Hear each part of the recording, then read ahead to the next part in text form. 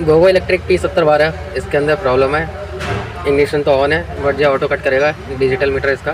ठीक, तो इस तरीके से दिक्कत कर रहा है, ऑन हो रहा है, ऑफ हो जा रहा है अपने आप ही। इसमें एक फॉल्ट और है, इस तरीके से ब्लिंक करा हुआ नज़र आ रहा है, तो आगे की साइड में भी लाइट ब्लिंक कर रही है। तो जानेंगे एक बार कहाँ से और दिक्कत हो सकती है। एक बार इस पर हाथ मार के देखूँगा तो हो सकता है रुक जाए। इसमें ओवर हार्डवेयर का कोड आ रहा है, ओवर हार्डवेयर करंट का।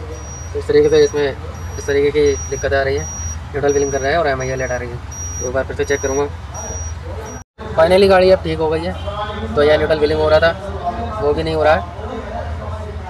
तो एक बार इसका बैटरी चेक करा था मैंने, इस बैटरी के अंदर प्रॉब्लम था, जो गाड़ी में दिक्कत आई थी। तो एक बार ये बैटरी को चेक करके लगा दिया जाए, गाड़ी ठीक हो जाएगी। फाइनली दोस्तों, इसमें बैटरी की दिक्कत थी। और कैसा वीडियो लगा, लाइक और शेयर सब्सक्राइब करना। आने वाला कोई भी अपडेट होगा तो आपको देता रहूँगा।